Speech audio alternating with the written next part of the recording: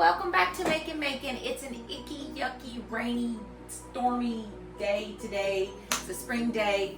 By the time this video comes out, it may be moving into summer, but who knows. But anyways, today I'm working on our Muffins for Moms event that's coming up tomorrow, and so I'm baking some blueberry strawberry muffins, sourdough muffins that you will find on the blog at making.com.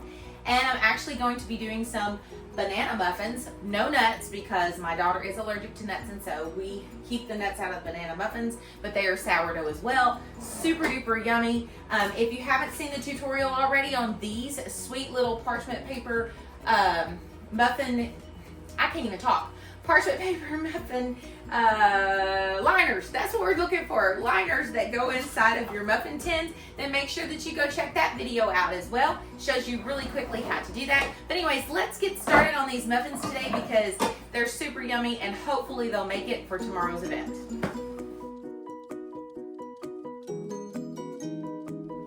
So today's recipe was inspired by Amy Bakes Bread. I will make sure I link her recipe as well at the bottom. Now she does traditional just blueberry muffins. However, I did strawberry and blueberry in my mix, which we absolutely love. And I did change something up in her recipe just a little bit. To me, it's great the way it is, but it's what I had on hand. So instead of using the avocado oil that she calls for in her recipe, I actually use more butter. So I use a stick and a half of butter and put it in there. Also, she calls for buttermilk, and a substitution for buttermilk is actually sour cream and butter. And so that's what I use. I mean, sour cream and butter. Sour cream and milk. Don't put sour cream and butter together. Sour cream and milk would be the substitute that I use in place of my buttermilk. So to me, I think that maybe what makes it come out so moist, because they're delicious. I mean, like, they taste like those muffins much better that you get at the grocery store. So I'm just going to show you just how easy this recipe is. So the first thing that we want to do is we want to make sure that we do our butter and our milk mixture with the sour cream. We're going to put that all in there. So basically all of our wet ingredients that we're going to use first.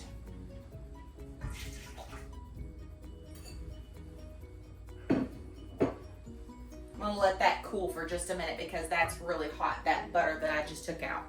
Okay, so we're going to add in our milk and sour cream mixture to our butter.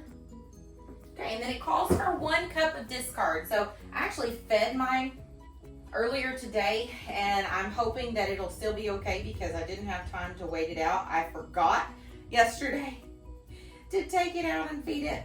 Sounds like me, doesn't it? Something that I would do. So anyway, so I got it out this morning and I fed it, and I'm hoping for the best that it's going to work. So we shall see.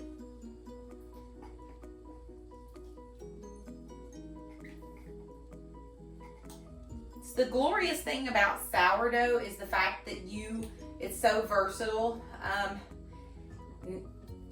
You stick it in the refrigerator, let it sit for a week or so, and mine's been in and out of the fridge just off and on because it's been so busy around here. If you saw my life update video that I'll link here, but then you will understand that I have been extremely busy and unable to do as much with my sourdough as I wanted to, so I'm just trying to get things kind of started back up.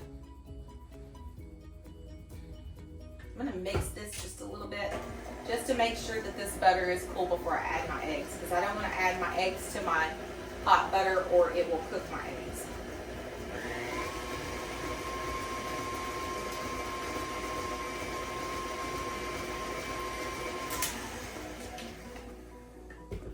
Go ahead and add these 2 large eggs here. Now I do have the recipe on my blog, and it does have the substitutions that I did make, but also be sure to check out Amy Bakes Bread because she does do a great job over there. She has all sorts of sourdough tutorials over there. She's much better than I am, but she does use a lot of measurements with scales and such. So if you prefer that method, then that probably is the method that you want to go with. All I'm doing is just trying to show you how easy it really can be for you to make this stuff for your family. 2 teaspoons. tablespoons of vanilla extract we're going to add in there. Give that a good stir.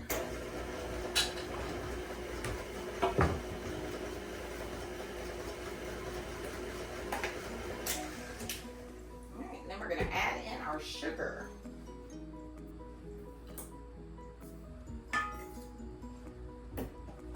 Yes, I make a mess. Alright, so we're just going to give this a good mix and make sure that sugar is blended in there very well.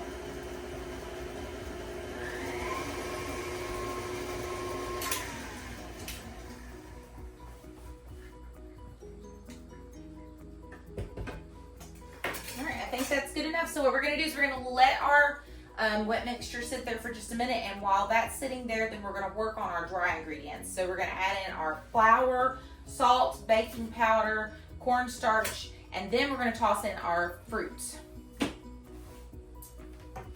Now for this recipe, I am not using my fresh milled flour, just because I'm going to, this is for my Muffins for Moms event, but you can use, and in my family, we prefer to do half fresh milled flour and half unbleached all-purpose flour. So what I have here is the King Author brand of the unbleached all-purpose flour. And I really like it because it just, I don't know, there's something about it. It just gives a better fluffy muffin. But you can, and if you're interested in graining your own flour, be sure to check out my NutriMill review. I'll be trying to do another one here before too long so that you can see how often I use my NutriMill and that what it's still doing after a certain amount of time. But I have a code. If you're interested in graining your own meal flour, I have a code, I don't get it out. I have a code, and it's making20, and you can go in and you can get $20 off of your purchase of a NutriMill. You can use it on a NutriMill grain mill, any one that you want. You can even use it on the Bosch mixers if you're interested in a box mixer. I actually have a KitchenAid mixer, and it's what I've used. I would love to have a Bosch mixer, and one day maybe I can afford to have one, but in the meantime, this is what I have, and I do love my grain mill. So that's just a little pitch there.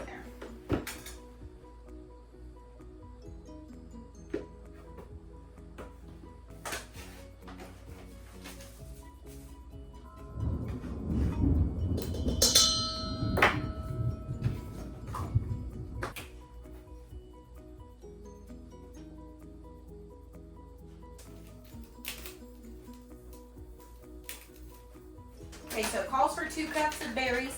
So I'm using just the frozen blueberries is what I got at Walmart. It's the biggest thing that I could find. So we're gonna do about 1 cup of frozen blueberries. And then for the strawberries, we're gonna make a little extra effort. We're actually gonna have to cut those because they're whole strawberries. And since they're whole strawberries, I like to cut them down a little bit smaller so they're not too big inside of the mix.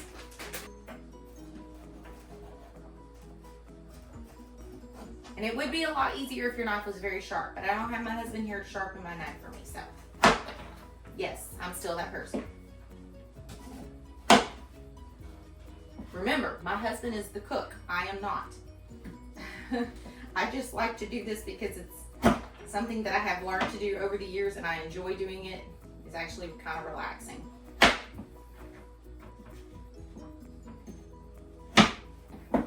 So this is about the size that I cube a strawberry up to. Hopefully you can see that. And then I just measure it out to approximately about 1 cup. So we get these cut up really quick.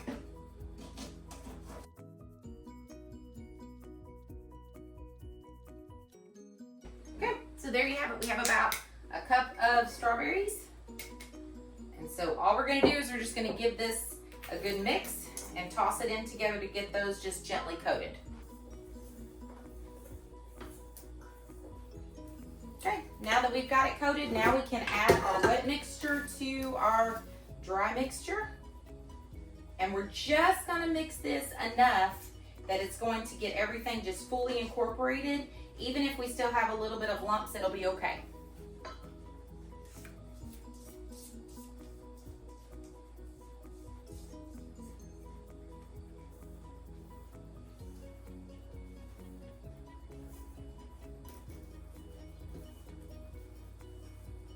Okay, So we have it mixed up in there. You do see I have a little bit of flour on it. And so all we're gonna do is we're gonna take this and we're gonna drop it into our muffin cups that we've already got prepared here. They're a little parchment paper. Now, I do have an ice cream scoop. It says to fill it up to about 3/4 of the way full, so I just kind of eyeball it. So you'll just have to forgive me because this is literally what I have. I've broken several other of the other scoops that I have. So this is what I use. And I think it's because my sourdough cookie recipe, it's so strong that this ice cream scoop tends to work a lot better.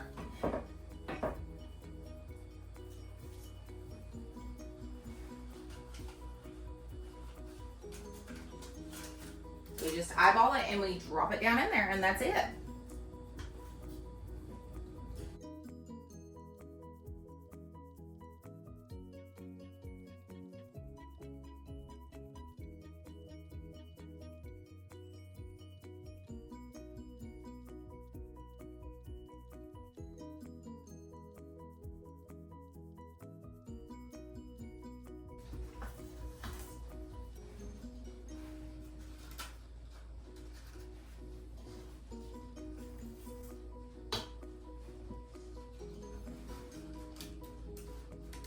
So our final step is just to add some sugar, a tablespoon, 1 to 2 tablespoons of sugar on all of them on the top, and it just gives it that crispy little sugary crunch on the top that is amazing.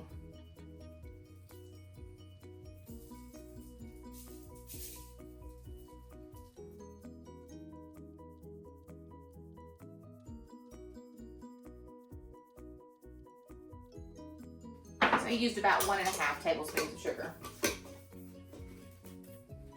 So now I just have to wait for the oven to preheat to 425. Don't be like me, do your preheat before you start beginning everything else. Don't get sidetracked. Preheat your oven to 425. You're gonna cook them at 425 for 5 minutes, and then you're gonna bring that heat down and you're gonna bring it down to 350, and you're gonna cook it for another 18 to 20 minutes. Don't overcook these because you can't overcook them if you're not very careful. So do the toothpick little method and just make sure that they're good and done.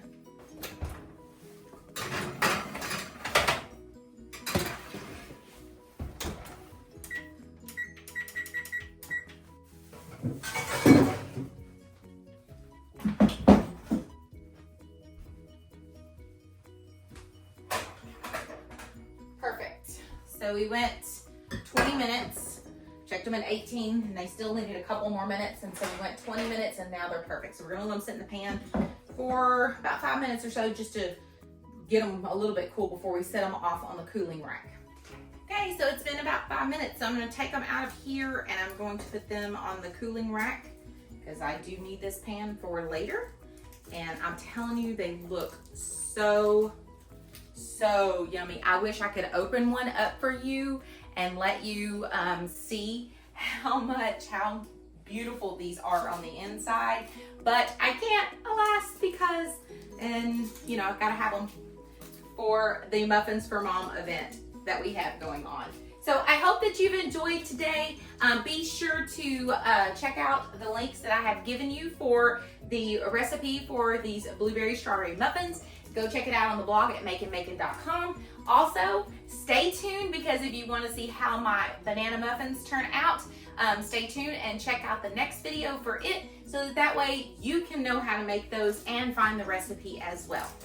Be sure to let me know in the description box below what is it that you would like to hear from me here at Make and Makin'.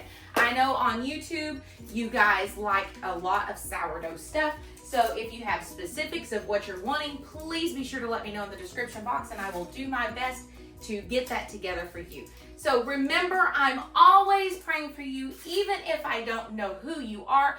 God bless.